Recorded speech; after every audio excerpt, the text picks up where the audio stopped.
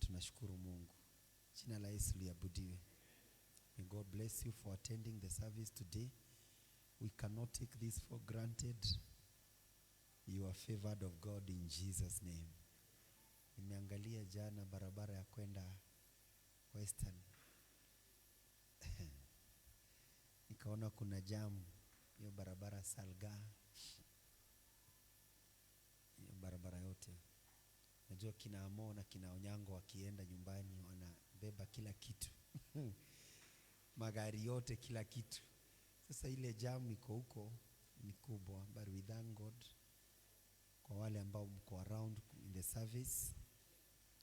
Na kuna wale ambao wamesafiri, kuna wale wamenitumia messages. Wananiambia pastor, tumesafiri, tumeenda kuona wenzao na ni ya baraka. Bwana Yesu atukuzwe. Kwa wewe ambao umebahatika kuwa mahali hapa, Mungu akubariki, akutendee makuu. Hata wewe utasafiri siku moja, ama utainuka uwe na kwako kuzuri, watu wawe wakisafiri wakija. Pokeeni hiyo neema kwa jina la Yesu. Nani alisema Amo na amwezi kuwa na boma na muita watu muambie Christmas watu wale wa Western? Sasa jamu iwe sio ya kutoka Nairobi kienda Western, iwe ni ya kutoka Western nikikuja na. Tubarikiwe nasi tuwe wakarimu kwa jina la Yesu. Nani alisema Pastor Pius huwezi barikiwa uwe na boma na uchinje mbuzi 3 na uwe na manyumba ya kuwekeza watu wenu kama marafiki, na unawakaribisha unawaambia mnakuja holiday kwangu siku 3 na mkitaka kukaa mwezi mkae. We will be blessed in Jesus name. Tutakuwa baraka pia kwa jina la Yesu. And we are not against wale ambao wana host wengine. Jina la Yesu liinuliwe. But all we need to say here is that God is great and God is powerful. Na neema huwa tofauti. Kuna wale wana neema ya kuhost wengine, kuna wale wana neema ya kuwa hosted. Wote tumebarikiwa kwa jina la Yesu. But my prayer is that kuna siku ni kwa boma yangu nitawakaribisha nyote. Sio kwa boma yangu, kwa boma yetu. Na saa zingine tunajichochaga inakuwa ni yangu na boma ni ya mama na watoto na mzee. So I believe one day tutachinja ng'ombe. So kama ulikuwa uhame kanisa usihame, ongojea. Tubarikiwe kwanza. God is great, God is powerful. So Christmas is a good season. Na Amo ameniambia nielezee kwa nini nilisema ya kwamba 21st leo ni Sunday, 28th ni Sunday, pia 31st ni siku za maana. Ni kwa sababu nilijua watu wengi wanaangalia siku mbili, wanaangalia 24th na 25th na 26th, siku 3. Sasa nilitaka kuwatoa kwa hizo 3 peke yake, ni wa disperse kidogo muone Christmas inaanza mapema. Bwana Yesu atukuzwe. Christmas ni season. Wazungu wanaanza mwezi wa 9. Wanaweka Christmas trees, wanaanza kula bata, turkey, wanakula mbuzi, wanajienjoy. Wale wana fast. But sisi Afrika sijui ni kwa sababu ya mashida nyingi, Christmas inakuanga siku. Christmas ni season, na sio season ya mwezi moja huwa December peke yake. Christmas, kuzaliwa kwa Yesu, it's a daily, not even a daily. Ni kila saa. As long as you love Jesus, his birth sio jambo la event, sio jambo la siku, sio jambo la season. Huyu Yesu amepita masiku, amepita madakika, amepita mawiki, amepita miaka, amepita miezi, amepita siku kama 25th. Yeye ndio sijui niseme nini, yeye ndiye kila wakati, yeye ndiye all time. Bwana Yesu apewe sifa. The Bible says he is omnipresent, omniscient and omnipotent. Kwa hiyo kuzaliwa kwake ndio alizaliwa, lakini ukweli wa mambo ni kwamba Yesu yuko kila wakati. Na kuzaliwa kwa Yesu sio jambo la siku tu, ni jambo la kila wakati. Kwa hivyo tunafaa kuwa na furaha ya Krismasi kila siku. But ni ya muhimu pia kama wanadamu, because we are limited, kuwa pia siku ikiwekwa kama hii imewekwa, tunasherehekea kuzaliwa kwa Yesu. Ukweli ni kwamba Yesu hakuzaliwa tarehe 25. That is the truth. Huo ndio ukweli. Ukweli kabisa. Lakini kama waliotutangulia waliona hiyo siku ni nzuri waiweke kusherehekea kuzaliwa kwa Yesu, ni vizuri kuwa part ya Wakristo mamilioni kama sio mabilioni ambao wanamtukuza Yesu na wanamtambua Yesu kuwa ndiye Bwana na Mwokozi wa maisha yetu. Praise the name of Jesus. Naomba tu appreciate Yesu kwa hiyo, kwa jina la Yesu. We appreciate him better. Bwana Yesu inuliwe. So tukisema happy birthday baby Jesus, tujue ya kwamba ni mfalme wa wafalme. He was, even before he was born, alikuwa Mungu na anabaki kuwa Mungu. Jina la Yesu lipewe sifa. Umuhimu wa kuzaliwa kwake ni kwa ajili yetu sisi, maana kama hangeja na azaliwe katika tumbo la Mary kupitia kwa uwezo wa Roho Mtakatifu, hatungekuwa na wokovu na pia tegemeo la uzima wa milele. Bwana Yesu ainuliwe. So we thank God for this needed to season, though it's an all time celebration. Jana nimekuta walimu na pia watoto wetu wa Sunday school na teens wakiosha hizi viti. Siona hiyo kitu imekalia ni rembo. Naomba tu appreciate kwa jina la Yesu. Mungu awabariki. Mungu awabariki. Kuna mama ambaye alikuwa anaosha kanisa na alikuwa mgonjwa sana. In fact bwanake alikuwa amesha pass miaka kama 10 na kitu imepita, kama sio 20. Na huyu mama akawa anaosha kanisa sana bila manunguniko.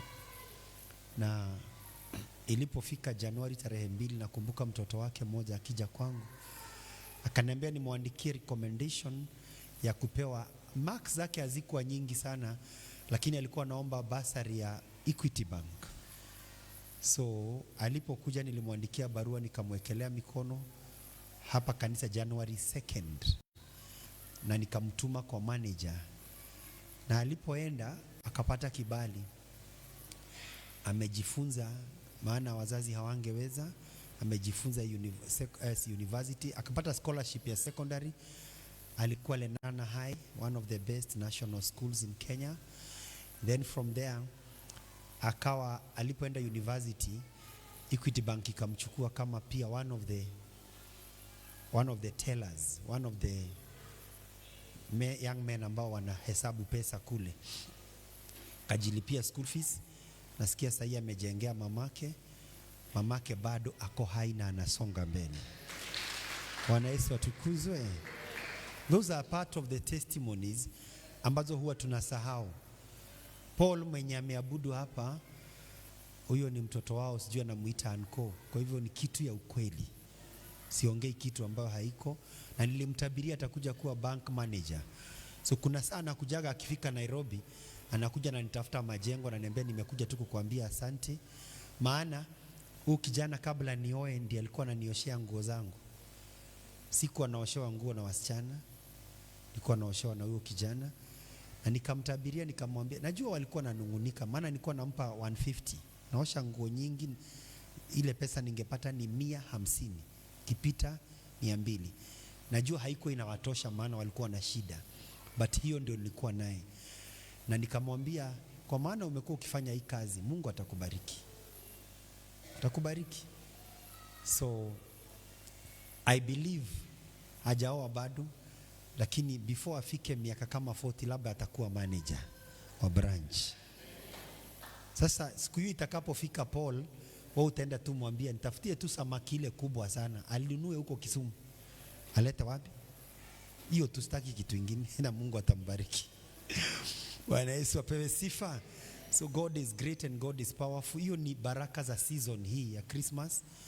Pia tunasema Mungu abariki pia Paul huo mama alipoondoka, Paul na yeye akasema hii kanisa sio kanisa ya Wamasai peke yao, ama Wakamba peke yao, ama watu wa mlima peke yao, ama Waluya peke yao.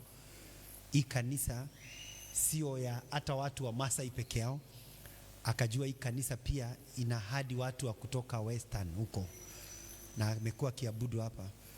Bwana Yesu apewe sifa. Na sisi tulipata twins tarehe kama ya leo 21st. Naye Mungu ameamua Paul apate twins siku 3 zimepita. Unajua tungekuwa na wazazi peke yetu hapa tungeongea mengi, lakini twins huwa ni neema ya Mungu tu, haikuagi ni mwanadamu. Ukisikia mtu amepata watoto 4 kwa pamoja ama 2, hata mmoja kupata sio rahisi. So we thank God for kwa hii congregation ndogo hivi kupata twins kadhaa. Kuna kijana amekuja akadance hapa, alikuwa hapa zamani, tumemfunza Sunday school, akadance, atuambia tuombe mamake, na mamake akapata twins. Lakini akaniambia ni kama mamake nilikutana naye sio mshirika hapa, yeye alihamaga kitambo, na nikaenda kumtembelea kwa duka yake Majengo. Akaniambia pastor, after kitu wiki 2, akaniambia unajua ni kama mzazi wa mmoja hakutaka twins, sasa ni kama alifunga mmoja na mmoja akapasi, but hawakuwa hapa. So culture zinakuwa tofauti. So kumekuwa na trend ya twins kwa hii kanisa. Kwa hivyo mtu ambaye anatafuta mtoto akute mama amwekelee mikono mokele. Gesho wasichana wako wako wapi? Unajua sasa dad amepata vijana twins, na sio kuringa. naye sasa hao masons na madotas wanapata tu wasichana. So the next twins wanakuja watakuwa maboys. Mbona mama wasemi amen?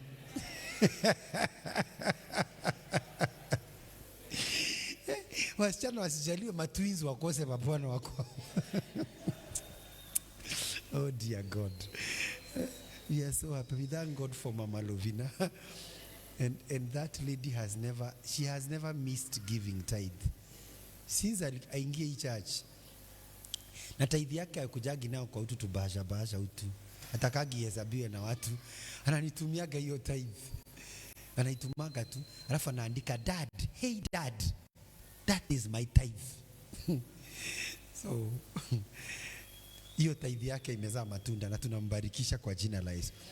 Paul, hii kazi mnafanya hapa sio ya mwanadamu, ni ya Mungu, na kila mmoja 7, but God is the judge. So sikai laumu pastor ama mama mchungaji anakipendeleo. Hii mambo inakuwaga ya Mungu. He puteth down one. Imagine. Hii ndio naombanga Mungu. Mungu usiniangushe. Usiniweke chini. Usifanye nichimbe. Maana yeye hii anachimbishanga wengine. And he set up another. Weka translation ya ingine, hata kama ni Kiswahili. Weka ingine tu. Hii kizungu ni ngumu sana. And then we shall continue in Jesus name. Sasa ukiomba unaombianga Mungu, si wewe ndio judge, bali Mungu ndiye ahukumuye. Humdhili huyu gaivava na kumuinua huyu. Hiyo humdhili ni ngumu. Kumdhili ni kumshusha. Anamshusha mmoja na anamuinua huyu. Huyu. Mimi naomba niwe huyu. Unajua kuna huyu wawili hapa. Na wote wako mbele ya Mungu. Mimi sitaki niwe huyu wa humdhiliwa. Naomba tu kila mmoja hapa kwa hii kanisa tuingie katika hii level ya kuinuliwa katika jina la Yesu. Naomba tunapokaribia 2026 hiyo neema ya kuinuliwa ishuke kwa hii kanisa. Simuipokee kwa jina la Yesu. Ipokee kwa niaba ya mzazi wako, hata kama hayuko kwa ibada. Kwa niaba ya baba ya mama ya babako, kwa niaba ya mamako, kwa niaba ya bradhako, sistako, kwa niaba ya huyo mtu wenu. Bwana Yesu apewe sifa. Kwa niaba ya huyo mshirika, tuwatangaza grace ya kuinuliwa katika jina la Yesu. Na ndio maana Yesu, Mungu akamtuma mwana wake wa pekee Yesu aje azaliwe katika hii dunia, na baada ya miaka 33 na nusu akafa msalabani. But we are focusing on the birth of Jesus Christ. Matthew chapter 1 verse number 18. Matthew chapter 1 verse number 18. Naomba tu msikize, ni ya maana sana. Radadia katara Masaya. Masaa, Mungu akubariki sana. Pastor Masaa, sio Masaa.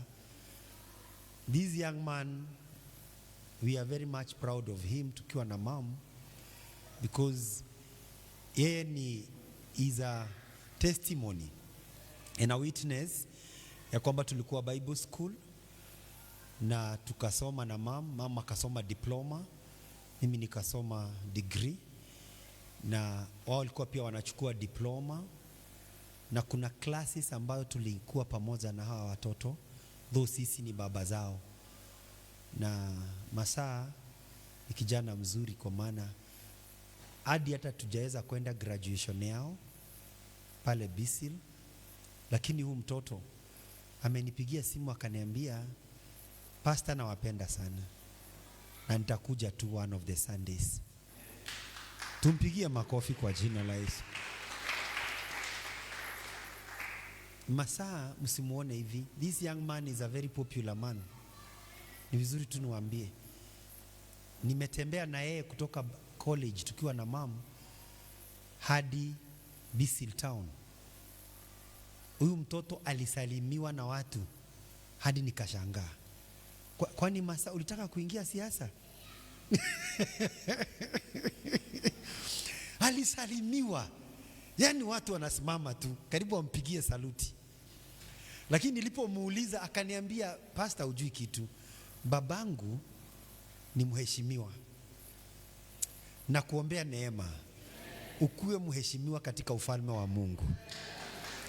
Kama vile babako alikuwa na wafuasi wengi, hata waleo ana wafuasi wengi katika siasa ya Bisil na ya Kajiado, na wewe upate wafuasi wengi na uwaelekeze kwa Yesu katika jina la Yesu. Tutaongea na wewe tuone kama unaweza kubali tufungue kanisa la Cornerstone Bisil. Bwana amepiga makofi. Tumuhamishe Pefa. Hatukwenda tu Bible school, tulikuwa Bible school on a mission. Jina la Yesu litukuzwe. So Masaa, Mungu akubariki, tunakupenda na tunapenda vijana sana kama wewe. Bwana Yesu ainuliwe. So Manu ametuwekea that these are the generations, verse number 18. Manu, from Abraham to David are 14 generations, and now the birth of Jesus Christ was on this wise. Si tunaweza una Kiswahili? Mimi naomba tutuweke Kiswahili tu, ndio tusikwaze mtu mmoja mwenye hii kizungu inakuwa ngumu kwake. Twende tu Kiswahili. Kuzaliwa kwake Yesu Kristo kulikuwa hivi.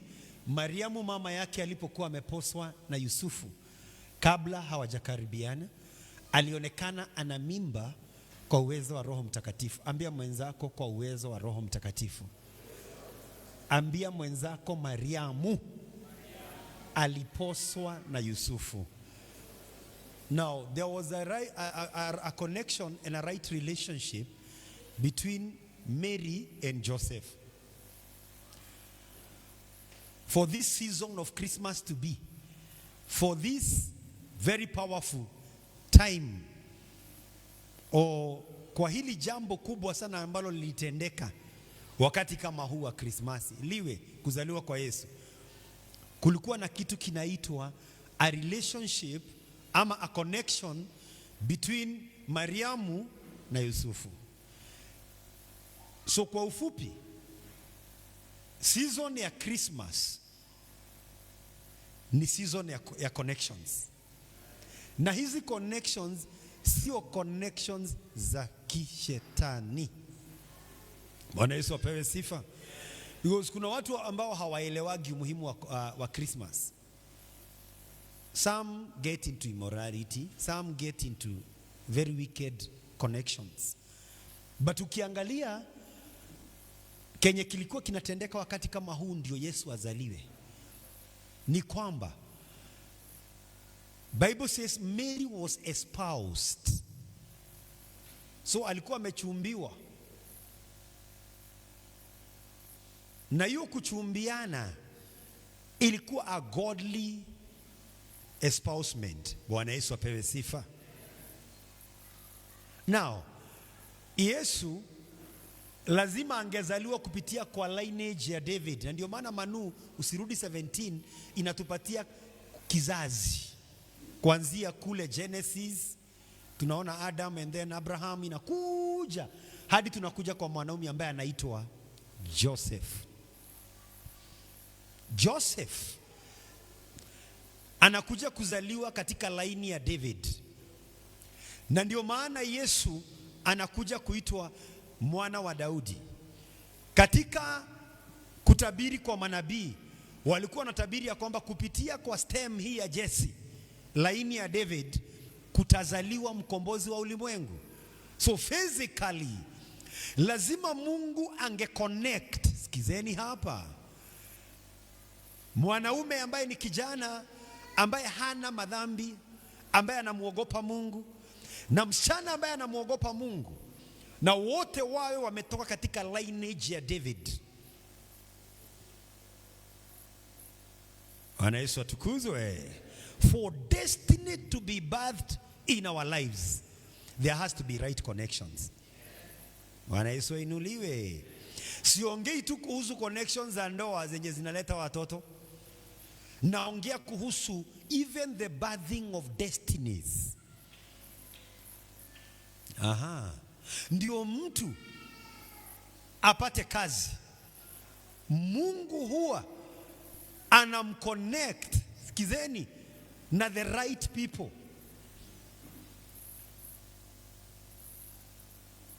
Ndio kanisa kama hili liinuke. Mungu huwa anatuconnect na the right people. Bwana Yesu atukuzwe. So the right connections are very important. Don't ask yourself why our spiritual authority is Apostle Daniel Gitai.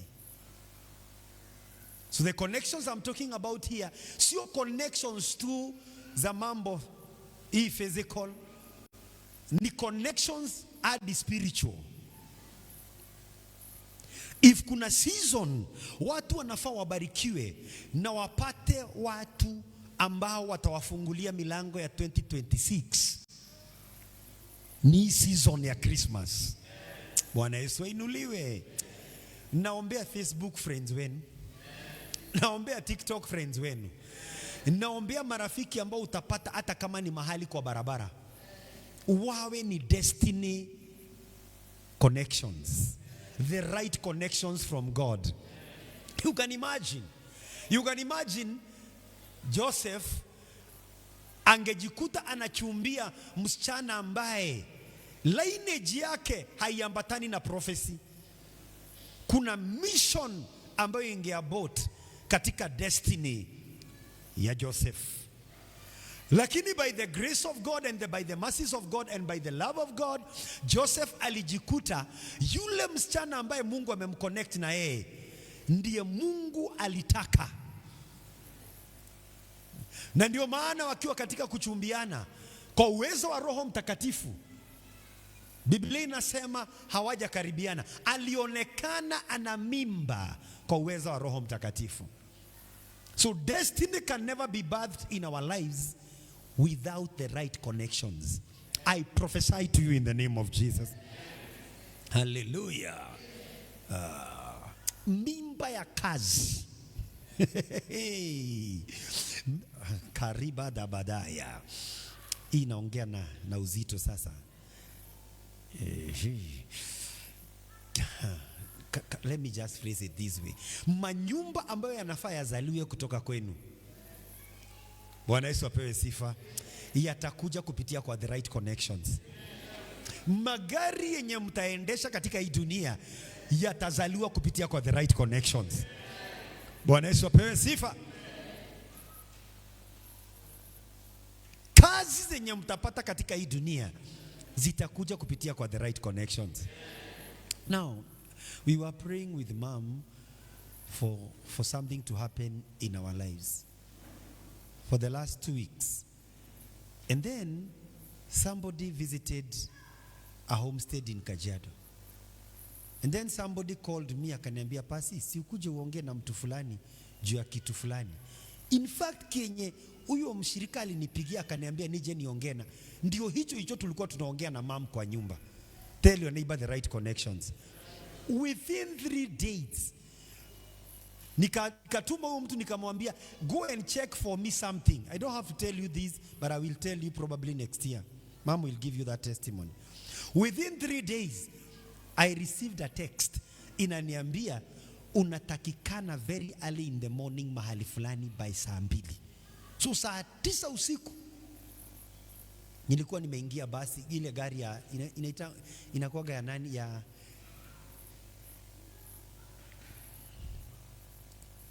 ya Philip, ile inaendaga saa 9 inakuamshaga saa 8 usiku. Na nikiamuka nilikutana na watu wengi sana wambeba mabox, haswa watu wa Western.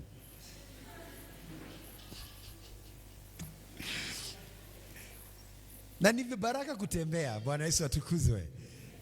But I was on a mission.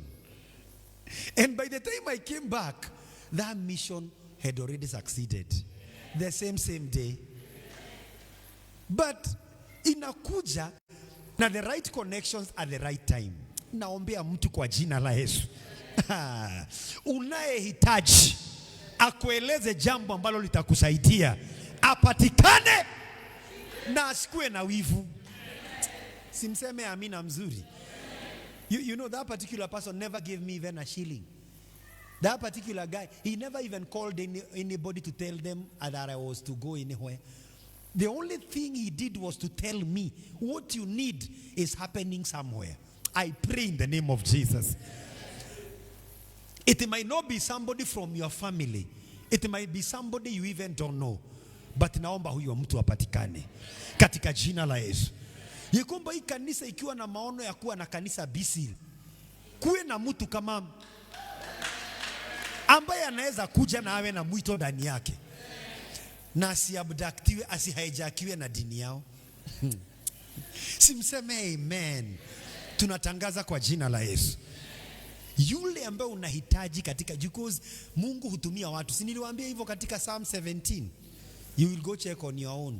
Inasema Mungu hutumia wanadamu kama, anatumiaga wanadamu kama nini? Mkono wake. So tunapoimba tunasema, Baba wa mbinguni nyosha mkono wako watu wauone. Ni watu, Mungu akuletee watu. Wakati Isaac alihitaji mtoto wake aoe, alituma mfanyikazi. Na yule mkono wa Mungu mfanyikazi alitaka aone ni msichana ambaye atafanya kile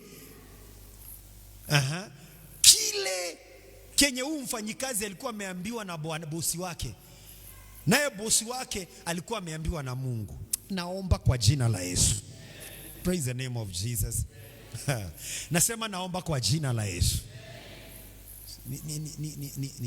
Ni Abraham, Isaac. I pray for you in the name of Jesus.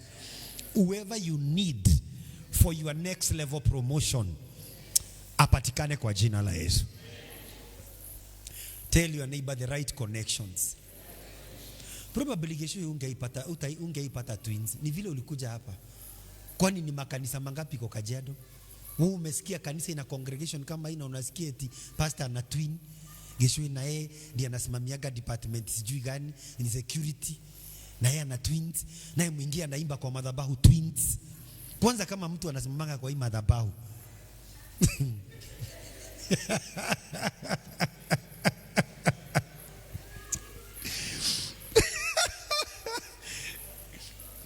Oh God Almighty. Unajua Gishwe watu wao wote walihama kanisa. Gishwe akabaki. Wewe ungekuwa pastor ungefanya nini? Ni umuombe apate kitu wengine hawajaipata. Ndio wamtafutage. So Gishwe sasa the next children unaweza pata 4. Hadi ukute President Ruto amedrive kuliko drive ya Nakuru na drive ya Kajiado kuja kuangalia ni nani huyo. We pray the grace of God. You know I'm so happy because when I hear members of the church wanabarikiwa, sio lazima na watoto, hadi mbarikiwe na baraka zenu. Na nyinyi ndio hamuonagi kama tunazifurahiaga. Tunafurahigi maana ni faida gani unakuwa pastor wa mtu na huyo mtu anang'ang'ana forever. Jana nimekutana na mtu na gari, alikuwa mshirika hapa, anaendesha gari hapa. Akasimamisha gari, akateremsha vioo, akaniambia pastor, mbona hujajua ni mimi naendesha hii gari mzuri hivi? Ametoka Western kwa kina Amo. Nilikuwa tanikuja nikutafuta, nikamwambia uko Kajiado jana. Akaniambia siko Kajiado, nimekuja kidogo siku hizi na drive. Mama kwa upande wa Ngong na watoto, na mimi nimeinuliwa na Mungu, lakini lazima ningeingia hapo nikutafute, maana umeniombea sana kanisa la Cornerstone. Tuliweka jam hapa kwa hii barabara jana nikitoka Majengo kazi, and I was so happy.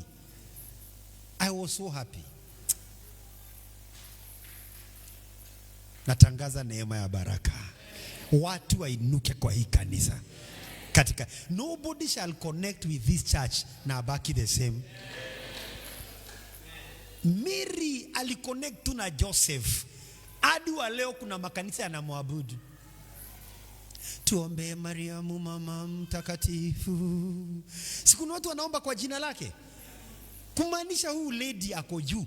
Miaka zaidi ya 2000. Kuna wale hadi wanamweka picha yake tu akiwa amekaa hivi. Na wanaenda wanamuinamia. Sisi hatufanyagi hiyo, maana tunajua Yesu peke yake. Bwana Yesu apewe sifa na kutangazia favor ya Jehova. Jina la Yesu litukuzwe. So Mary was of the chosen lineage, lakini ilijificha yake sana. Tunajua Mary alikuwa katika lineage hiyo ya kina David yenye ilitabiriwa kupitia kwa kina Elizabeth, ambao walikuwa watu wao, my relatives.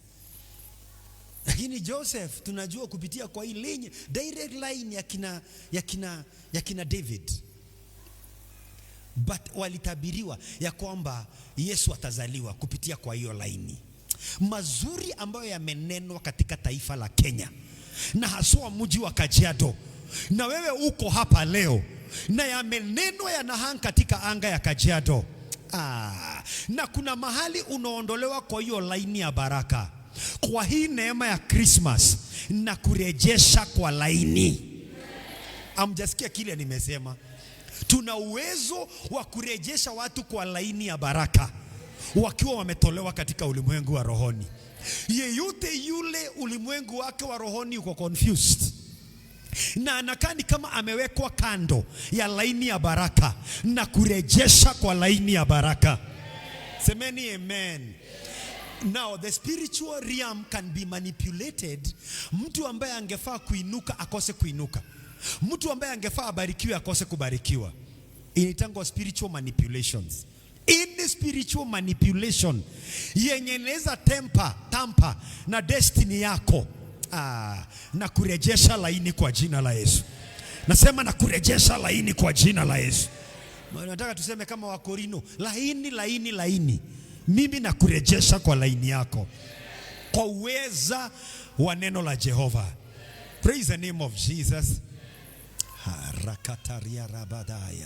Are you aware that by accepting Jesus as your Lord and Savior, you rightfully belong to the lineage of the blessed? Sio lazima kabila lenu liwe limebeba baraka. As long as unakubali Yesu, kwenu wote kunaweza kuwa na malana, lakini ukute kupitia kwa huyu Yesu mambo yako yanakuwa sawa. by the power and by the name of Jesus Christ. Na kutangazia, you are rightly connected. I said you are rightly connected. Kuna watu wanasemanga kwetu tunangangana, tumengangana, tumekuwa tukingangana, tutangangana forever. Na kuvunjia hiyo nuksi kwa jina la Yesu. Nasema naivunja kwa jina la Yesu. Kwa kupitia kuzaliwa huku kwa Yesu Kristo, kisirani yote ambayo ilikuwa katika you see katika ile system ndio Joseph aje na pia Mary aje, kuna vituko nyingi sana ziko huko ndani na zingeinterfere, labda zingeinterfere na the birth of Jesus Christ. Lakini kwa maana Yesu ni mwana wa Mungu, visirani vyote venye vingezuilia Mary na Joseph watembee na hii baraka ya Yesu zilivunjwa kwa uwezo wa Roho Mtakatifu. Can I hear a good amen? Anything from your lineage, generational lineage, ambayo inaweza kuwa inaongea kinyume na kile Mungu anaongea kwa maisha yako, na iporomosha kwa jina la Yesu. Pokea neema ya the right connections. You shall meet the right people at the right places katika jina la Yesu. Utaingia mahali hautakuta mtu ambaye anachuki, utakuta mtu ambaye anakupenda katika jina la Yesu. Mtu ambaye anakuelewa katika jina la Yesu. Joseph si eti alikuwa kijana mzuri kuliko wengi. Probably alikuwa na mashida zake nyingi. The fact that hawakuwa na sherati sio kumaanisha ya kwamba Joseph alikuwa malaika, no. Mary was not even an angel also. Probably they had their shortcomings. Lakini ilipofika ni kile Mungu alitaka kifanyike katika hii dunia, ilibidi tu wa connect. So, utakonektiwa na destiny yako kupitia kwa uzuri wako. Utakonektiwa kupitia kwa shauku ambayo uko naye na Mungu. Pokea shauku ya Mungu. Mpende Mungu hadi wakati watu hawampendi. Na kutangazia hiyo kwa jina la Yesu. Maana ukipenda Mungu ataongoza njia zako. Miguu yako haijatipata mabaya. Hautajipata kwa maadui. Hautajipata kwa vifo. Hautajipata kwa warogi. Hautajipata kwa wauaji. Na kutangazia kwa jina la Yesu. Mungu awashe nuru yake na mwangaza wake mbele yako na kuongoze kila mahali. Praise the name of Jesus. Jina la Yesu lipewe sifa. Unajua kuna watu wanakuaga gate, wanatumika kama gate. Sasa yule mtu ambaye alinipigia simu last week na kuna kitu tulihitaji na mom, Mungu alimtumia kama gate na hakujua. Na kuombea upate watu. Gate sio hizi tu naona. Kuna watu ambao wanakuaga major gates to other people's lives. Now, let me be precise unto you people. Ukitaka kwenda Bisili na ukubalike kwa urahisi, huyu kijana mnaona tu hapa, utembee tu na yeye, utakubalika kwa sababu yake. So mnaweza muona hana vitu mingi na hana magari pale nje, lakini awe ni gate ya kuingia wapi? Mnanisikia ama hamnisikii? Haya, mama kitaka kwenda Loitoktok mahali fulani, Teacher Loisi tusimuone tu hapa akiwa teacher. Hiyo area yote ya huko akienda na yeye, teacher ni mtoto wa mom, lakini wakienda na yeye pande hiyo, huyo teacher atakuwa ni mlango. Are you hearing what I'm saying? Tuache huko tuje kwenu. Hata mimi nikiwa pastor wenu, kuna siku tumetembea kwa kina Brenda na mom, na ilikuwa jioni. Do you know, ilibidi mama Brenda akuje na afungue gate, na akawa yeye ni mlango wetu sisi kuingia kwa hiyo ploti. Bwana Yesu apewe sifa. So hata maploti, hata maduka, hata mabarabara yanakuanga na magates. Mungu akufanye uwe mlango. Ayu awea leo ukitaka kukula chips mzuri sana leo baada ya ibada, umuone mke wa mutafiri ako pale nyuma karibu na mlango. Yeye ni gate ya chips mzuri sana zina kachumbari. Sasa mimi nawapromotia kazi, mnafaa mnirushie kichips kimoja. Najitetea tu nikiwa hapa. Pastor anakupromotia biashara, unaguzwa, unamtumiaga chips na pikipiki, lakini unapiga simu ndio akue ako kwa nyumba, asikue alitoka akaenda mahali pengine. Amo na atumwe ukute amekula chips zangu. Na watangazia kwa jina la Yesu. When we went to Western for the first time, tumeenda upande wa Kisumu, tumevuka Kisumu, tumeenda Luanda tumeshuka. Kama hatungekuwa na Amo huko, tungechanganyikiwa. In fact tulienda nikaambia tumefika mapema sana, tukaingia hoteli tukaanza kukula mandazi huko na masausage. Pastor Pius anajua kile na maanisha.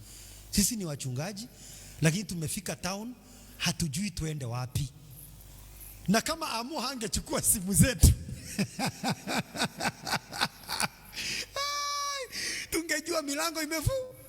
Tungejaribu ya Wambo ikikataa, maana walikuwa pamoja. Tukule alafu tuingie. Kuna samaki zinatoka kwa kina Paul mzuri sana, ziko kwa hiyo shopping center.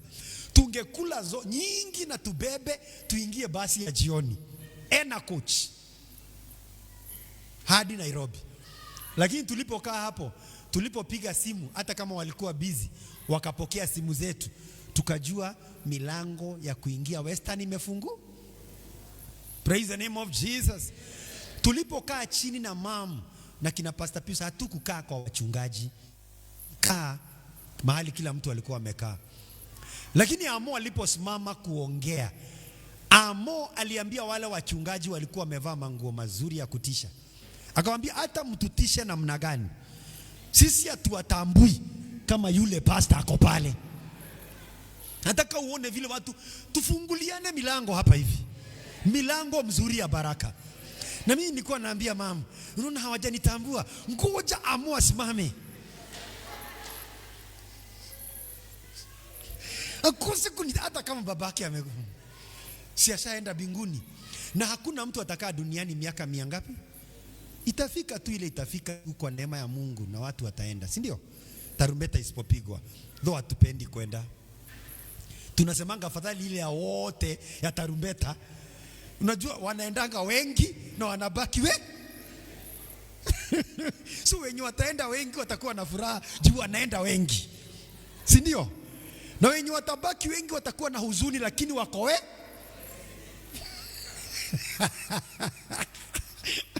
ni makoma nililia. Watavumiliana. So Amo aliposimama akawaambia, nyinyi mko wengi hapo, lakini najua napenda watu wa Western. Ukikosea mtu wa Western usiende maziko kwao. Unaona Western ya Wajaluo na Western ya Waluhya, ukikosea, na pia wa Kisii nimeona wamechukua hiyo tabia. Ukikosea mmoja wao ukambani enda na hata Kiambu. Oh God Almighty. Unasikianga mtoto amesimama, ile shida tumekuwa naye peke yetu, na nyinyi wote. Kwanza Gen Z, ukiona Gen Z, ukiona huku saidia mtu na uone Gen Z amechukua microphone, wewe jifanye unaenda kuzuzu.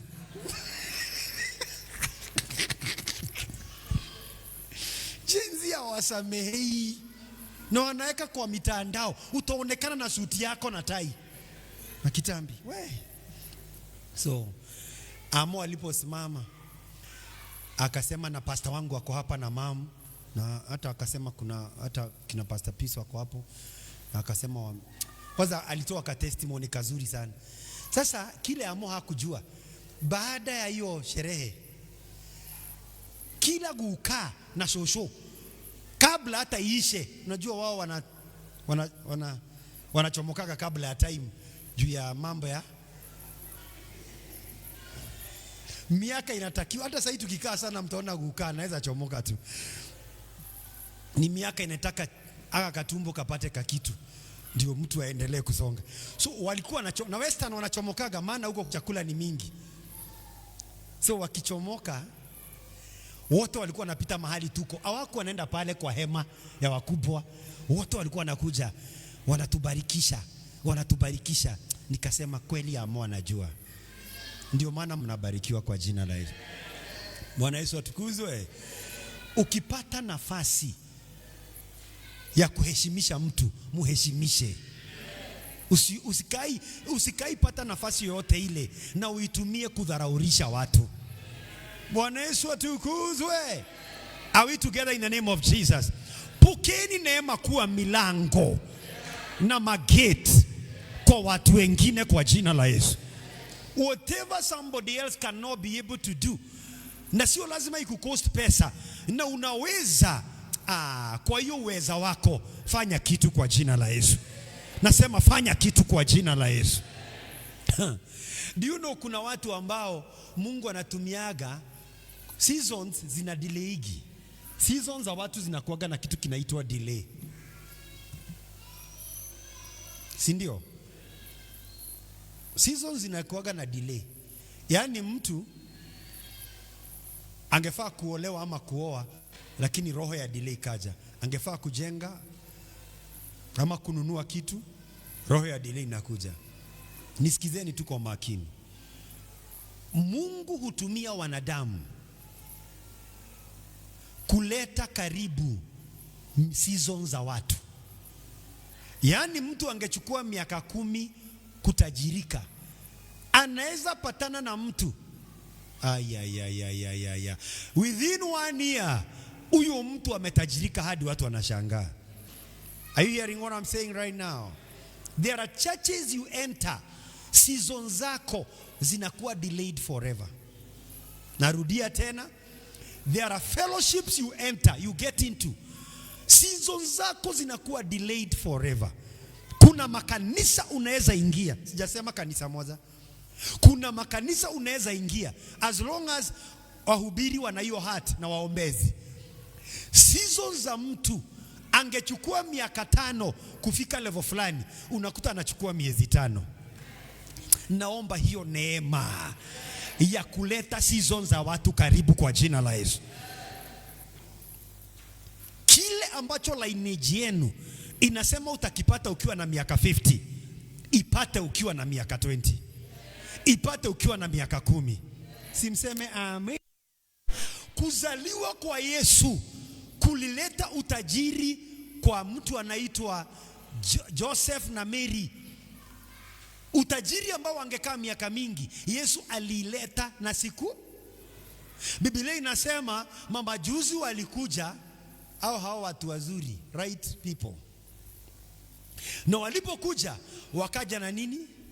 Dhahabu, manemane. They came with all those several kinds of very expensive concoctions. Ni mamarashi zingine za kiajabu ndio zilikuwa zinatengeneza anointing oil zile za mbele. Ingemwagwa tu kwa madhabahu hivi, inaguza town mzima kama hii. Siku hizi hata hizo manemane madhahabu zani kama ziko, labda Israel kidogo sana. Homework ya hii Christmas, enda Google value ya ile, waambie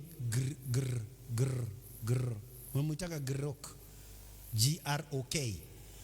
Enda umuulize dhahabu na manemane yenye Yesu alipelekewa, baba ya Yesu alipelekewa na the wise men, ilikuwa ya value gani? So within the very first day kalizaliwa Yesu, kalifanya wazazi wake watajirike. So umaskini wa Mary na Joseph kwa kuzaliwa kwa Yesu, hiyo siku ya kwanza tu, dhahabu, utajiri wao ukajaa. Naomba relationships zenye tunapata, relationships zenye unapata, zilete utajiri karibu na wewe. Si useme amen. Kataa tu kuolewa na kijana na hutamletea utajiri. Wamama wamenyawaza, jua mama ndio wanaleta, wasichana ndio wanaleteaga utajiri. Narudia tena. Unajua Mary kaliletea Joseph utajiri.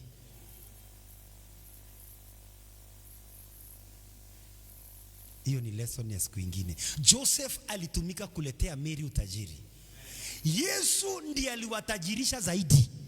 Na siku moja, I prophesy to you in the name of Jesus, the relationships you are in right now, wacha zikulete karibu na muujiza wako. Nakataa kuwa pastor wa kudelay miujiza yenu. Simseme amina mzuri. Kama kuna milango kubwa Mungu anafungua 2026, naomba saa hii kwa jina la Yesu, hiyo milango ifunguke yote kwa jina la Yesu. Kama kuna magates zinafungukia watu 2026, ikufungukie kwa jina la Yesu. Praise the name of Jesus. Kuna watu ambao, narudia tena, huwa wana accelerate destiny ya mtu. Wana accelerate. Unaona sahi Kenya hii?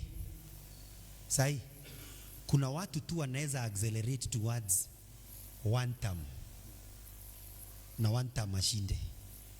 Kuna watu wanaweza accelerate tu, nataka muione hivi, wanaweza accelerate towards two term na two term mashinde. So siri ya either one term ama two term ni acceleration ya watu. Ay. Na haikuangi kila mtu, inakuanga leaders. Not everybody. Lakini hao kidogo ambao Mungu anakuletea, anawatumiaga wao kuspidi kuleta mtu karibu, na sio karibu, kuleta mtu katika destiny yake. Tuache hiyo mnaiona tu, mnasikia tutam. Na waombea kwa jina la Yesu. Pata watu ambao wata accelerate destiny yako katika jina la Yesu. Tunaomba Pastor Solomon, Pastor Esther na kila kiongozi kwa hii kanisa. Maombi yetu tunapoenda kumaliza mwaka, maana tuko katika gates and doors za 2026, iwe ni washirika hawa wabarikiwe kwa jina la Yesu, na wajue ni nani huyo ambaye Mungu amewatumia. Praise the name of Jesus. Bwana Yesu apewe sifa. Joseph unayehitaji mpate kwa jina la Yesu. Shakararia rabada. Mary unaohitaji mpate kwa jina la Yesu, ambaye already Mungu kuna kitu amewekelea katika maisha yake na ni kitu cha baraka. Bwana Yesu apewe sifa. Joseph ni mtu, Mary ni mtu, na ni watu walizaliwa katika hii dunia. Na kama walizaliwa na wakapata kibali, na wewe pia umepata kibali waliopata ya kumbeba Yesu. Eti ukimwamini Yesu na moyo wako na ukiri na kinywa chako kwamba ni mwokozi wa maisha ya Yesu, anaishi wapi? Baby Jesus anaishi wapi? Yesu anaishigi wapi? Mbinguni. Anakaanga ndani ya roho zetu. Ni wangapi wanaamini Yesu anakaa ndani ya roho zetu? Kuna wale hawaamini. Radagatia rabo sharabada. Huyu Yesu aliyeleta mabadiliko katika life ya Mary na Joseph anaweza kukuletea mabadiliko. Pokeeni hiyo neema kwa jina la Yesu. Hebu mtazamo yetu ya huyu Yesu ibadilike kwa jina la Yesu. Kwa njia zozote zile, iwe ni utajiri, iwe ni uponyaji, iwe ni miujiza, tuamini huyu Yesu akiwa ndani yetu. Christ in us, the hope of our glory. Bwana Yesu apewe sifa. Yesu ndani yetu, tumaini la uzima wa milele. Na watangazia kwa jina la Yesu. No matter the challenges in your life, believe you already connected rightly. It does not matter how your man behaves. It does not matter how your woman behaves. It does not even matter how your pastor behaves or any other leader in the church or any other member in the church. The fact remains that you are rightly connected to Jesus. Na maisha yako lazima yainuke. Nasema maisha yako lazima yainuke. Kuna watu haufai udharau kwa maisha. Kuna watu, hebu niambie, ningeingia kwa hiyo nyumba hiyo jioni na nidharau, ama nipigiwe simu niambiwe, hey Pasi, si ukuje hapa, niseme mimi ni Pasi, wanitafute. Na mimi nina haja, nina shida, ati mimi ni pastor. Ningedharau the right connections. Na the right connections tu, nikaujumbe tu nataka. Kuna watu ambao hawatakupa pesa, lakini kaujumbe kidogo watakupatia, katafungua milango. Pata hao watu. Sema pata hao watu. Haujai kuta umesota alafu ukasikia zinaokotwa pande kwanza hii next year.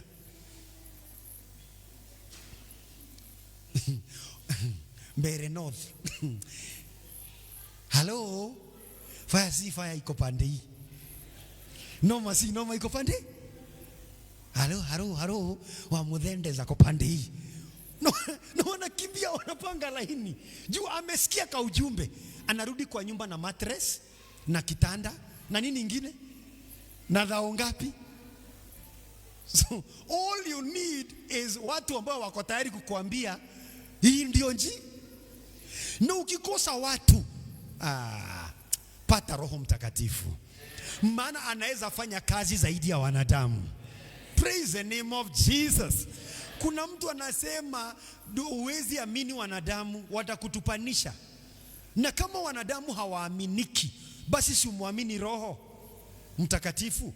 Maana yeye anaongeanga kila. Mimi kuna saa nishaikosa pesa na nakosa hadi wa leo. Let me be honest. Kuwa pastor hapa mbeleni sio kumaanisha sisotagi. Sasa kusemea mama, mimi najisemea.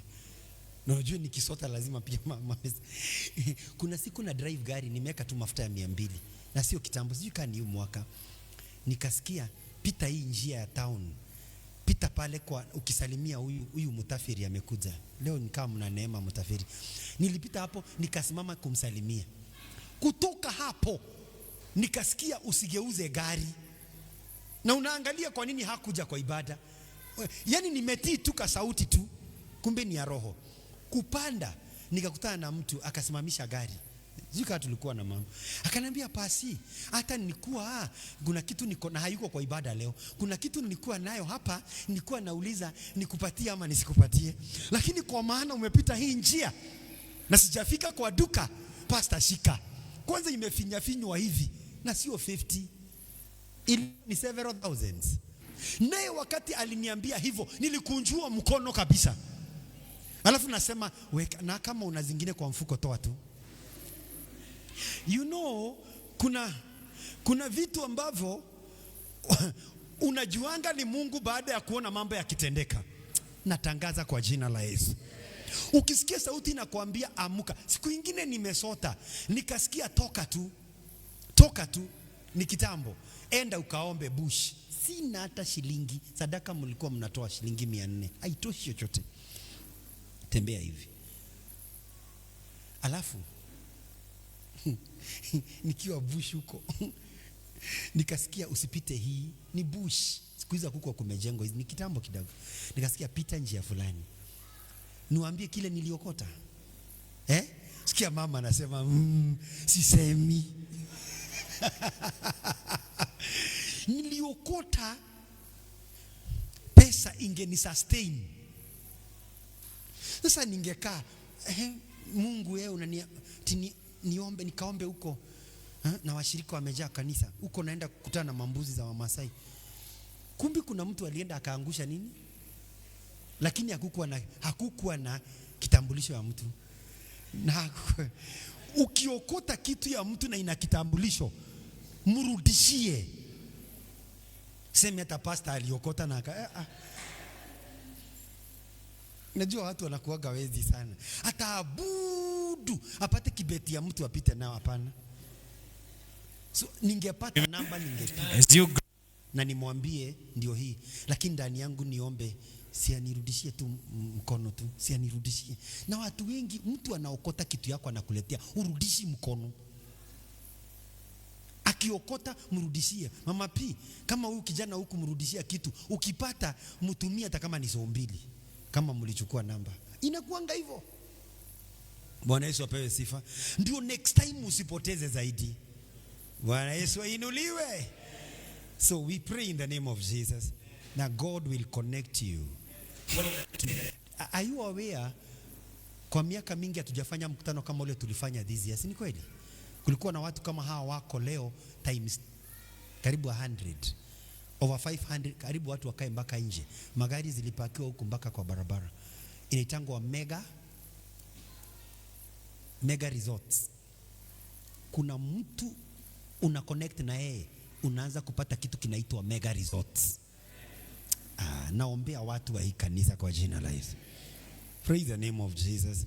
Ukiingia hii kanisa, anza kubarikiwa hadi watu washangae. Hiyo neema naitangaza kwa jina la Yesu.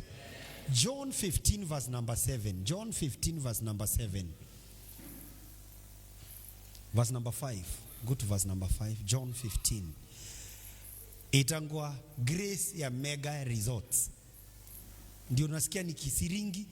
Nasema unaweza kuta pastor amepata twins na wanaanza hiyo neema inashuka tu, anapata tu. Na itangwa Grace ya Mega Resorts. So nikikosa, mnaweza kosa, nikikosa pesa, mnaweza kosa. Wewe ombea hata kama sio unampatia pastor, omba apate. Hii kanisa hakuna mtu hatapata gari. Nimededicate magari karibu 20 na haziko hapa nje, lakini natabiri kwa jina la Yesu mtazipata kwa jina la Yesu. Na zingine hamutanunua, zingine mtapewa. Angalia Yesu, mimi siongei connections za wanadamu peke yake, naongea hadi ya Yesu. Yesu anasema I am the vine, you are the... Manu nilisema Kiswahili, toa kizungu bwana.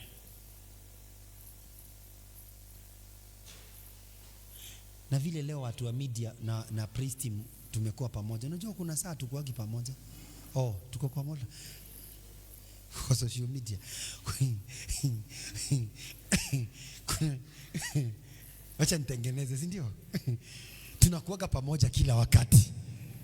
Tupigie watu wa praise team na sound hapa makofi. Leo Mungu amewatumia sana. Tunakuwa pamoja, lakini leo tumekuwa pamoja sana. Tuwapigie makofi ya kuwa pamoja sana kwa jina la Yesu.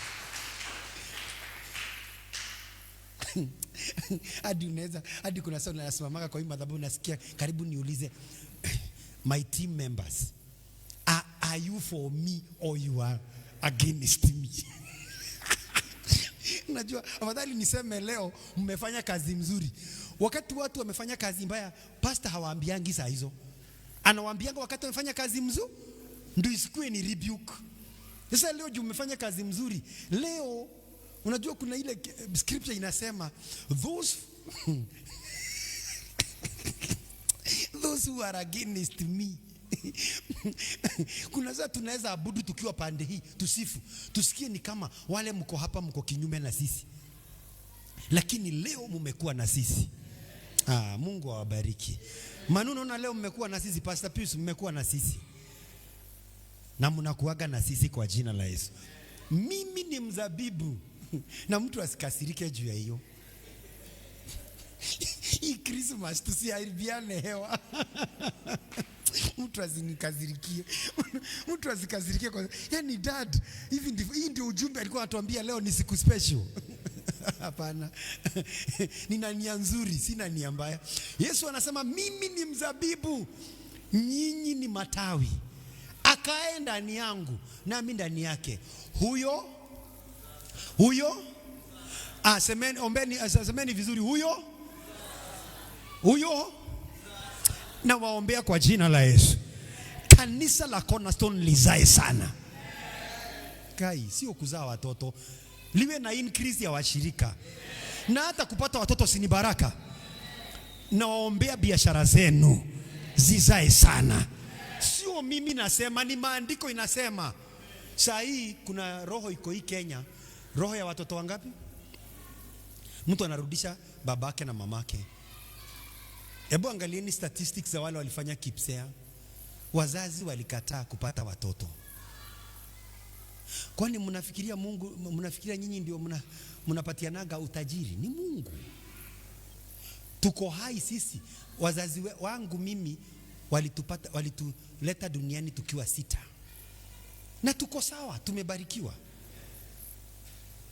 Amo sio vile mliletwa mkiwa wengi duniani, ni baraka ya Mungu juu ya maisha yako. So amo na wambo, Mungu akiwapa neema ya watoto 10 pateni. Sijawatabiria hivyo. Unajua hapa madhabahu hakunaga jokes. Ni mimi nasema huyo huzaa sana ama ni Mungu?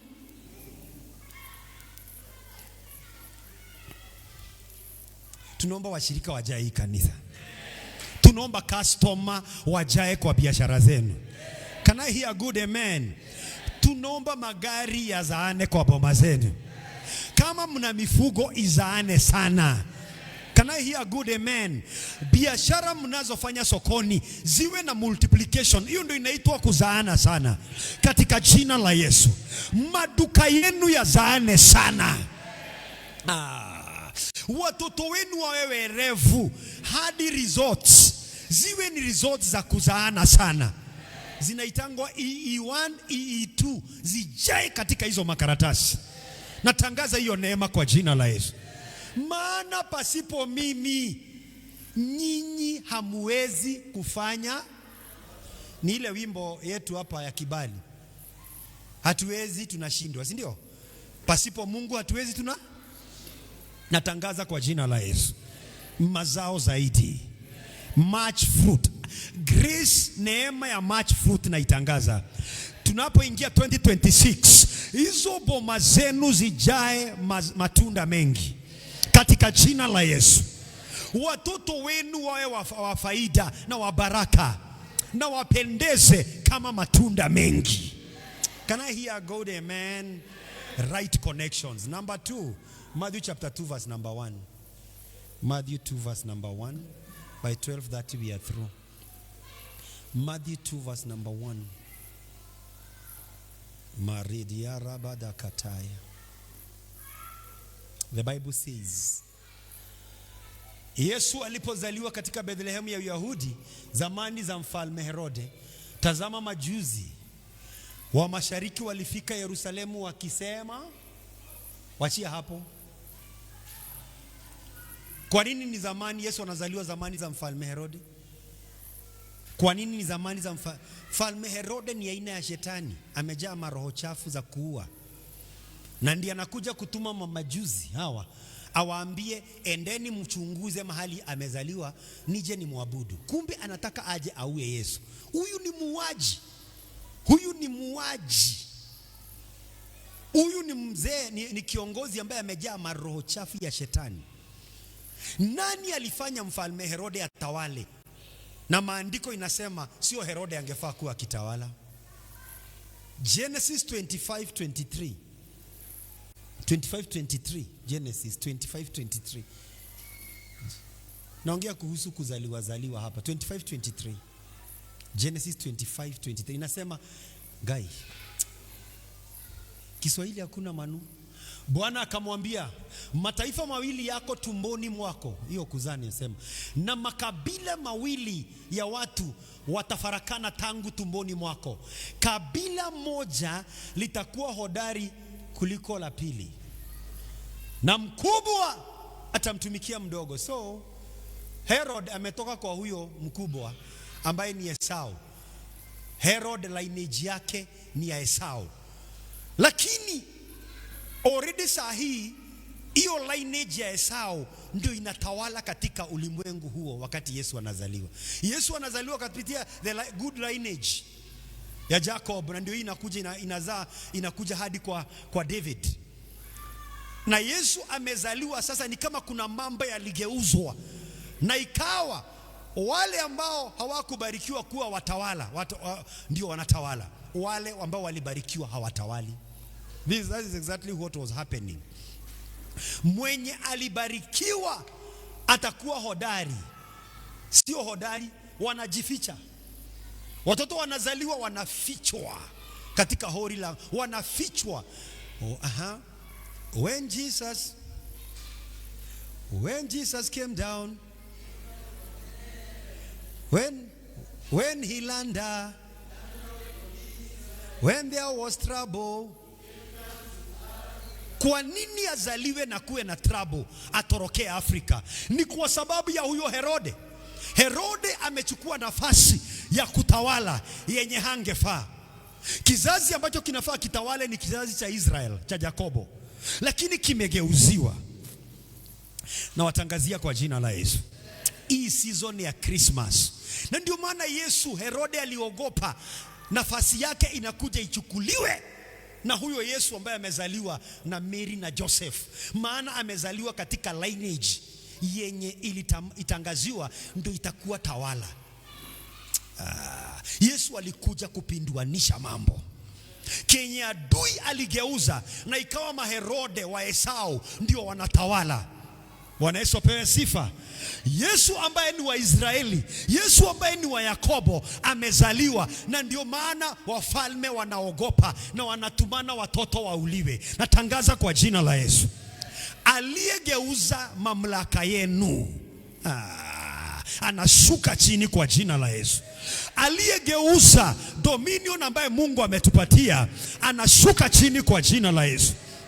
Hii season ya Christmas na watangazia kwa jina la Yesu, ile nguvu unafaa kuwa naye na usonge mbele na ubarikiwe, hakuna mtu ataibeba.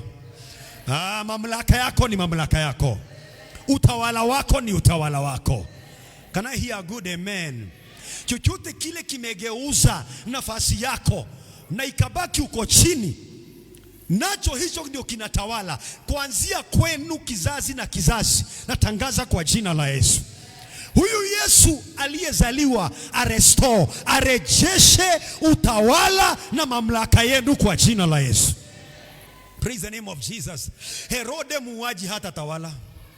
Natangaza shetani hata tawala maisha yenu. Magonjwa hayata tawala. Natangaza visirani vya uchawi havita tawala. Roho za ufukara na umaskini hazita tawala. Ibu angalieni mahali Yesu anazaliwa, hori la ng'ombe, na ni mfalme. Maana already mambo yamegeuzwa. Mfalme akiwa ikulu, Herode ambaye ni muuaji na hangefaa kuwa ikulu. Yesu ambaye lineage yake ilibarikiwa kuanzia mwanzo, lakini ikageuziwa, ndiye anapelekwa katika hori la ng'ombe. Neema ya dhahabu iko, lakini kuna roho zinafinya Yesu kule. Natangaza kwa jina la Yesu. Ndeni mchunguze vile huyu Herode alikufa, maana Yesu alikuja kupindua mambo. Natangaza kwa jina la Yesu. Nasema natangaza kwa jina la Yesu, kila pepo ya kiherode inayotawala taifa la Kenya, inayotawala Kajiado, boma zenu, katika lineage yenu, it has to die by fire. Lazima iangamie kwa jina la Yesu. Magonjwa ambayo haieleweki tunaizima kwa jina la Yesu. Roho za umaskini ambazo hazieleweki tunazizima kwa jina la Yesu. And I hear good amen. Roho zote za kulemewa ambazo zinapiga watu left, right and center, kila mahali, nazivunja na kuziporomosha. You have to walk in dominion. I said you have to walk in power. I'm walking power, I'm walking miracle, I live a life of favor. Lakini Herode hataki boma zisimame, hataki watu wapone, hataki watu wasonge mbele. Na watangazia kwa jina la Yesu, I am here by the unction of the Most High God, and I declare to you in Jesus' name, hear me as I hear heaven. Nisikie ninaposikia Mungu vile anavyosema. Mamlaka yako unaipokea. 2026 unatembea na mamlaka, unatembea na authority, unatembea na mega resorts, unatembea na mazao mengi kwa jina la Yesu. Hilo kabila litakuwa hodari ni lako wewe, ni kabila la Yesu Kristo. Kama unaitanishwa na Yesu Kristo na wokovu wake, pokea neema ya uhodari. Pokea neema ya uhodari. Pokea neema ya uhodari. Pokea neema ya uhodari. Pokea neema ya uhodari kwa jina la Yesu. Lakini hapo Matthew 2:1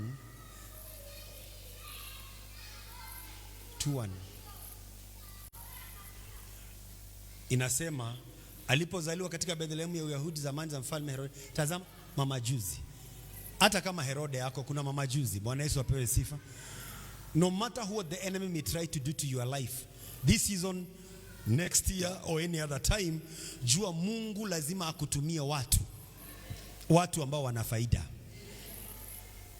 Watu ambao wana faida. Yesu hakuwajua mamajuzi, lakini hawa mamajuzi wa kutoka mbali walifika Natangaza kwa jina la Yesu. Watu ambao ni wazuri naomba wafike kwako. Simseme amina. Watu ambao ni wa faida naomba watembee kwenu kwa jina la Yesu. Watu ambao ni wazuri naomba watembee kanisa lenu kwa jina la Yesu. Simseme amina. Paka zinatembea, mandege zingine zinatembea. Huku kwetu wale wamekuwa wakitembea ni watu ambao sijui ni wa aina gani. Watu wanaonaga kwao ni wachawi tu, wanatembea na vitu kama zile. Natangaza kwa jina la Yesu, kupitia kwa mamlaka ya Yesu Kristo ambaye amezaliwa katika hii season, pokea watu wa faida katika jina la Yesu. Hawa mamajuzi hawatakuuza. Hawa ni marafiki ambao they will never betray your life. They will never betray your cause. Hawataungana na wafalme na mfalme na maadui zako kukumaliza. Natangaza hawa watu kwa maisha yako. Can I hear a good amen? The next family friend that you get towards 2026 atakuwa mtu ambaye unamwambia mashida zako alafu anazitumia kukumaliza. Utamwambia shida zako, ataongeza value, atakuongezea value, atazipunguza kwa jina la Yesu. Praise the name of Jesus. Natangaza kwa jina la Yesu. Hallelujah. Pokea watu wana kitu cha kuleta kwako katika jina la Yesu. Nasema pokea watu wana kitu cha kuleta, hadi watu ambao hawakujui na kuombea kwa jina la Yesu. Praise the name of Jesus. And value ya hawa mamajuzi ilikuwa juu, because as I told you, niliwaambia mwende muangalie dhahabu. Mtakisoma hapo chini naongea kuhusu dhahabu, fedha, manemane walizoleta. Hawa watu wangeweka secret. Hawa watu walitakia Yesu mazuri, walisoma nyota. Yani ni watu ambao wanajua kuinterpret destiny ya mtu. Kenya wanajua times, wanajua nyakati, na wanajua kutembea na hizo nyakati. Mtu atatembea kwa boma yako, atajua ile season unapitia, na atatembea na wewe katika hiyo season kwa jina la Yesu. Praise the name of Jesus. I'm saying somebody, you come to church and then you realize hii church inahitaji maombi, na unakuwa unatembea na sisi katika maombi. Unaingia kanisa, unatambua hii kanisa inahitaji viti vioshwe. Na ndio maana kitu ya kwanza hapa nimeappreciate hao watoto na walimu wao. Siongei kuhusu watu watoke mashariki wakuje. Tunaongea kuhusu sisi ambao tuko hapa. Inaitangwa watu ambao wana discern agenda ya Mungu katika maisha ya mtu, na wako tayari kutembea na huyo mtu. If ni ndoa imefika uoe, kazi ya mimi kama Pastor Solo sio kukuwekea vikwazo. Ni tusimame na wewe vile tumesimama na hawa watoto wawili, wavuke hapo. Ndio maana naona sister yao hapa kwa hii kanisa, nimeona brother yao hapa kwa hii kanisa, na wako anakuja. Sasa kama mimi na mama tungekosa kutambua nyakati, tungepoteza brother ya Sampaka. Ticha, unafikiria sijuagi jina ya bwanako? Nimewapatia jina ya Sheng. Ukishapata watoto, watu wasikuletee hiyo madharau ndogo ndogo. Sampaka.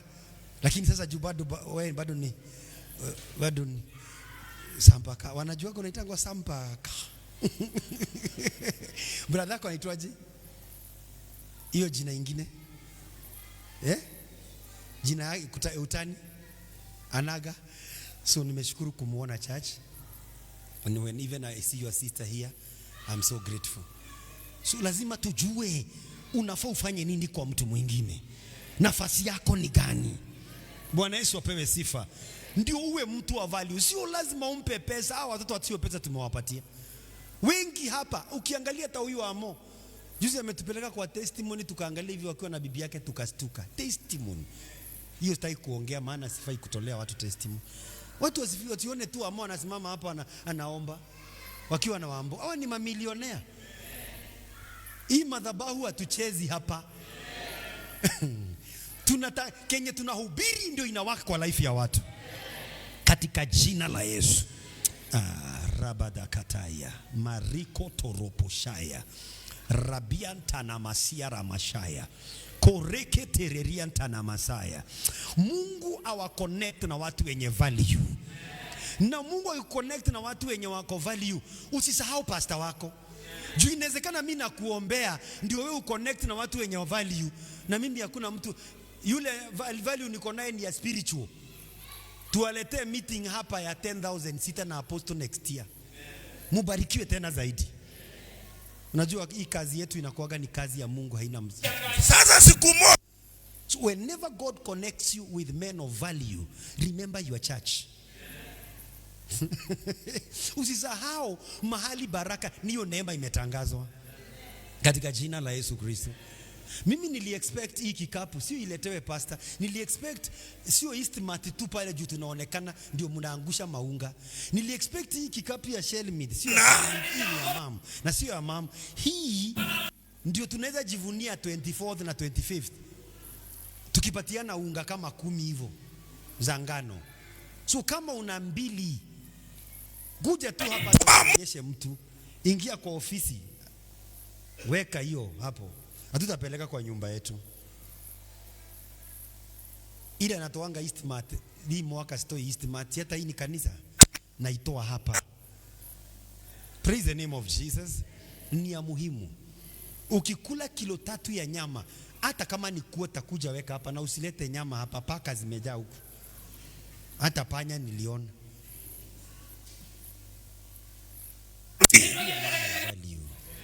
Be a woman of value in Jesus mighty name. Hallelujah.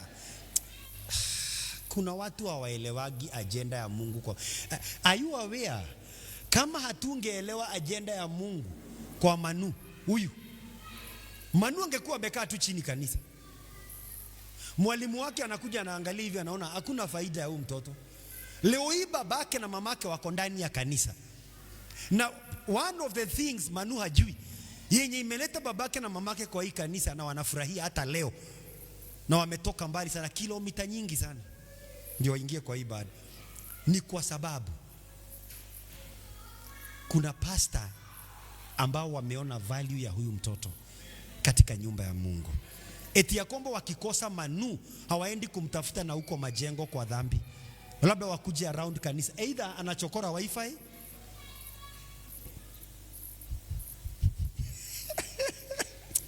kuna siku hii laptop imeharibika, Manu alikuja akaanza kuifungua. Nikamwambia Manu, hii utaharibu. Hii kazi ni ya Pastor Pius, anamuitanga Anko Pius.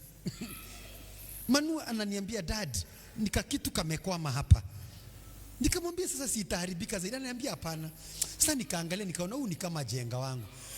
Nikamwambia pelekea Anko Pius, atajua venye atafanya. Unajua ningemgonga hiyo vidole na kakaringaringa.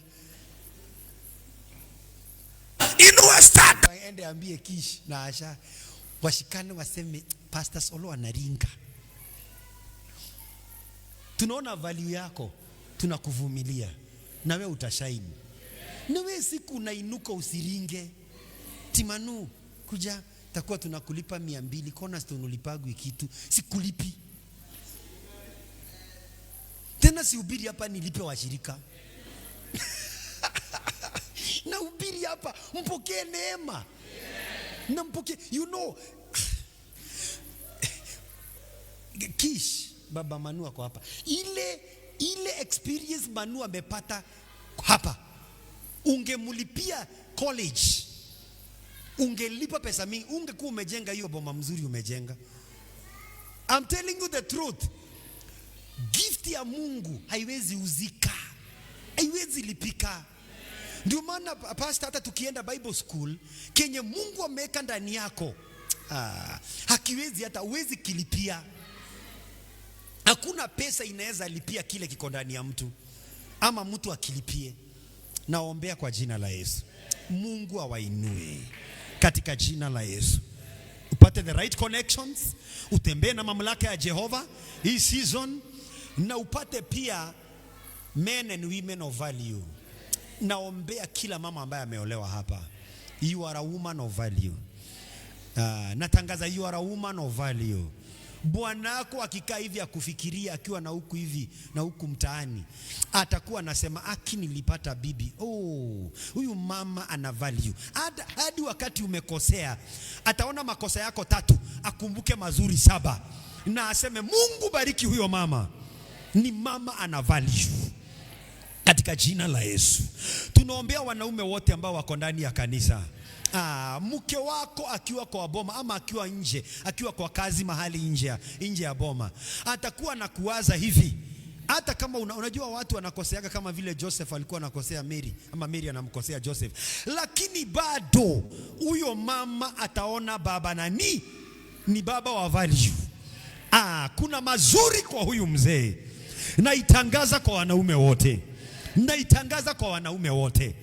Watoto wetu na waombea value kama ile ilikuwa na Yesu. Watoto wa faida na baraka. Biblia inasema our sons and daughters shall be for signs and wonders. Na watangazia hiyo neema kwa jina la Yesu. Praise the name of Jesus. Bingu itafurahi kwa sababu hawa watoto wanajua kile wanafaa wafanye wakiwa kanisani. Na watangazia hiyo kwa jina la Yesu.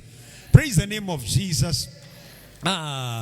Na wakaribisha kwa season ya Christmas. Season yenye Mungu ataleta watu wazuri kwenu. Praise the name of Jesus. Hii ni season yenye Mungu analeta watu wazuri kwenu katika jina la Yesu. Wanawezekana hamuwajui. Mama juzi Yesu hakuwajua, Maria hakuwajua, Joseph hakuwajua, hata Herode ilibidi awatumanie, lakini ni watu wazuri. Na wakaribisha kwa hii season kwa jina la Yesu. Season yenye watu wazuri ambao wana agenda ya Mungu, wanajua agenda ya Mungu juu ya maisha yenu, watakaribia kwa jina la Yesu. Kila mtu hapa anatembea na kalenda ya Jehova. Na wenye watakuja kwako kila siku watakuwa ni watu ambao sio wa kupunguza imani, ni kuinua imani kwa jina la Yesu. Rise on your feet in Jesus name. I told you 12:30 I'm done. Rabadakataya.